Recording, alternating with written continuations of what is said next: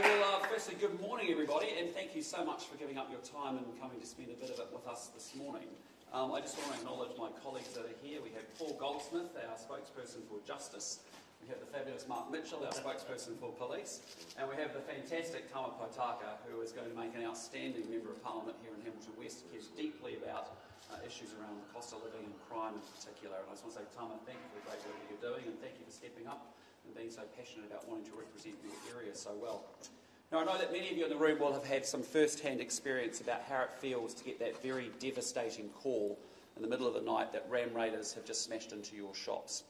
And I know from talking to people up and down this country, and I do that weekly, that experience is not just a violation of those bricks and mortar around the stock and the glass that gets damaged. It's actually a violation of you and your families that are actually working so hard in those businesses, and for your staff and for your customers that I've met as well. It's incredibly traumatising.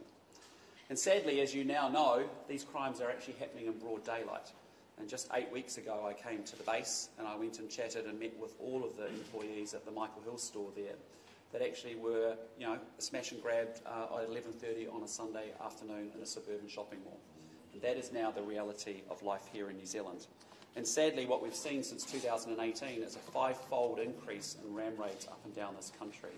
There is a ram raid now happening every 15 hours in New Zealand.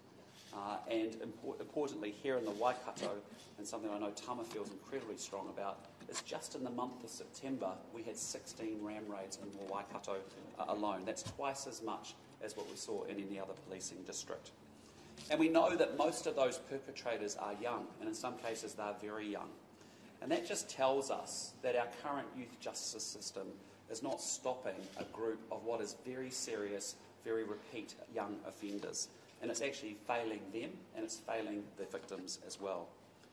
So in response to that problem, our view is very strongly that we think the Labour government has it all utterly, totally, completely wrong. The balance is wrong. Because what is happening is they are not protecting the victims, they're not helping them. And the primary responsibility of any government, I believe, is to protect its citizens so that they feel safe in their home, in their business and in their communities. And that's just not happening here today. But secondly, what's happening is that we're seeing that they are not delivering serious consequences to serious repeat offenders. And Mark and I have been sending that message now for months. But we believe we have a government that is incredibly soft on crime and sends a message that it's okay, you're going to get away with it. There are no consequences for your serious actions and the hurt and the pain and the suffering that you cause. And I thought Matt from Safari Sports, who's actually here, a local business, I've read the articles, he's been smashed 3 times, and one more recently. He summed it up pretty well. He said, this government is making it too easy for them. There's just not consequences for the criminals. And I think that's exactly how you feel as a victim, and it's exactly how the New Zealand public feel about it. So I'm here to tell you that National says enough is enough.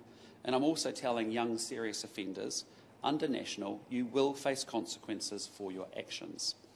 And what we want to announce today is what we call our Combating Youth Offending Plan. And there are 4 key components to it, and I want to step you through each of it in highlight terms. The first is that National will target serious repeat offenders. For our youth justice system, it probably works well for 80% of our offenders. But for the serious repeat youth offenders, the 20%, it doesn't work. And so we're going to create a young serious offender category that courts can then apply to offenders aged 10 to 17. And those are offenders who have committed serious offences such as a ram raid, such as aggravated burglary or serious assault at least twice. And I think that's the key thing, is to have a category where we can call young serious offenders and actually have these people categorised in that way. And there will be a range of consequences for those people designated with that category. The second thing we're going to do is we're going to create youth offender military academies. And the reason is we want these academies to be for young offenders aged 15 to 17, and a judge can send them there for up to 12 months. And the whole point is that these youth offender military academies are going to be a total circuit breaker. And they are there to provide intense, structured programs, including schooling, mentoring, drug and alcohol treatment, but in a very, very disciplined environment.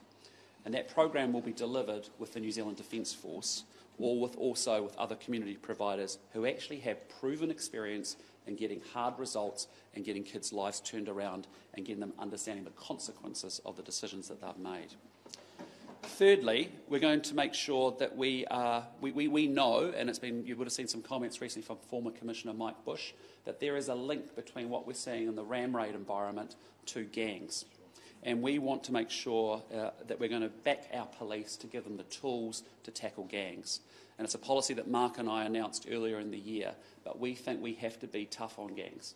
I want people to be under no illusion. Gangs are not good. They are not nice. The reality is they peddle in misery and suffering on other humans and other citizens of New Zealand. They take all the rights but none of the responsibilities of being a New Zealander, and that is something that we do not tolerate. So it's time we get tough on gangs and we back our police to give them the tools to respond to them properly. And so, as Mark and I have talked about before, there are 4 parts to that. We're going to ban the wearing of gang patches and insignias in public places. We're going to make sure that we can give police dispersal powers so they can't gather in public places and associate together and actually break them up, whether it's on convoys on highways or in public parks that we've seen up and down the country. Thirdly, where there are gang serious offenders, we want to give police powers to actually be able to come through and make sure they can't consort together. And finally, in New Zealand, where we see violent crime up over 20%, we see gang membership over 50%, one of our biggest challenges is illegal guns. And we want to give warrantless search powers to police so they can stop gang members and search and make sure they're not associated with illegal guns in the way that we've talked about before. And the 4th part of the plan I'm announcing is about empowering community groups to break the cycle of offending. Because we're going to be really tough on crime. We need to get the consequences straight for serious repeat offenders, and we also need to make powerful targeted interventions in these young people's lives to get results and to get them turned around and heading on the right pathway. And I have to say, in my time as national leader, I go and meet with 2 or 3 community organisations in different towns each and every week, and I can tell you there are some people doing some really committed, really inspiring, really hard work dealing with the toughest of kids who haven't had a great start, but actually turning them around and getting them back on path again. And so we want to work with those organisations, and we want to be able to give them government money to fund them to get an outcome, which is a life turned around. And we don't think that the government funding failure as it has been and not doing that job is important. We think community organisations can do that incredibly well. So what I want to say to you all is that doing nothing is just not an option. That is not good enough for New Zealand. That is not good enough for New Zealanders. As a government, we owe it to New Zealanders to do better than that. This government is letting New Zealanders down big time. They do not care. They are not taking responsibility. They're not making the interventions that they need to do by being soft on crime. And we just can't go on teaching our young people not to have this notion that New Zealand society is built on, which is there are both rights and there are responsibilities. You don't just take the rights and not hold the responsibilities. We have that to each other. That's the social contract that we have with each other here in New Zealand. So I want to conclude by saying thank you very much for coming. I've had many conversations with small business owners, and Sonny, you've done an exceptionally good job bringing this cause to the public domain. But I know how tough and how heartbreaking it is in that business environment when you experience and you are the victims of crime. It's incredibly sad. It's heartbreaking. We know how hard you have worked. I have watched many of you take 2 or 3 jobs to get that first deposit for that business that then gets ram raided. It costs you tens of thousands of dollars in lost earnings and huge distress and distraught for you and your families. I also want to say it's not acceptable that the government has to have primary responsibility to keep its people safe and protected and feeling safe in their own homes, their own businesses, their own communities. So we're not giving up on you. We're not going to give up on you and your businesses. We're not giving up on the streets and towns across New Zealand. We're going to back our police to give them the serious tools they need to tackle serious offenders and also to put pressure on the gangs. We care deeply about these young offenders, but it's entirely appropriate we show our care by giving them some real serious tough love, because we want them back on the right track, being valuable contributors to New Zealand society. And we want all of the Kiwis to know that we are backing you and we are backing Kiwis, and we want to keep you safe in your homes, your businesses and your communities. And so I want to say again, thank you for your support. I think it is time in New Zealand that we need to get things done in this country. The time of talking and splashy spending announcements and talking about things, even with good intentions, but not getting outcomes is over. This country needs to get things done, and that's what a national government's going to do next year. With that, I want to introduce you to our excellent candidate, Tama Potaka, and maybe Tama, you can pass on the mic.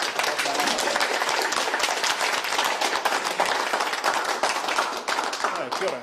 Kia ora koutou, and for those who are from out of town, from Auckland and other places, welcome to Hamilton. Over the last 10 days, I've had the privilege of meeting with whānau, with businesses, with community organisations, and all of them are telling me the same thing. They are very scared. Their whānau are scared. Their businesses are breaking from crime, ram raids and burglaries and robberies, and they're just wondering whether or not they're going to take the next plane ticket to Australia. I'm here to help Hamilton become the best place to grow up and grow old in New Zealand, not the ram raid capital of New Zealand, which a lot of people refer to our great city as. Over the last week, I've met with people up in Flagstaff, a guy called Ash, owns Super Value up there. He's been ram raided and burgled 12 times in the last 12 months. I was with Barry over in Frankton on Tuesday. He runs auto bodies, a bit of a panel beater shop. And 6 weeks ago, he had $20,000 worth of gear stolen from him. Now he's liaising with the insurer and trying to protect himself and build better gates. A guy called Richard over at Speedy Signs. 2 weeks ago, someone broke into their place, stole a compressor and a generator. These stories are not rare. They are every day. I hear these stories time and again from businesses, and they are very, very worried. They're very, very scared. They're concerned their businesses are going to break and their whānau members are going to be hurt. Their children, their wives, their daughters and sons actually going to become exposed to this violence.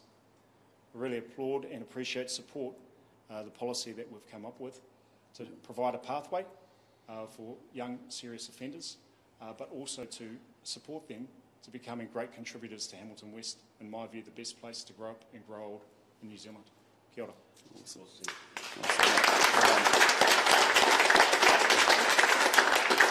Well, listen, with that, very happy to take any questions around the policy. Obviously, I've got Mark here and Paul here and Tama here as well, and happy to pass to them if it helps answer any questions you may have.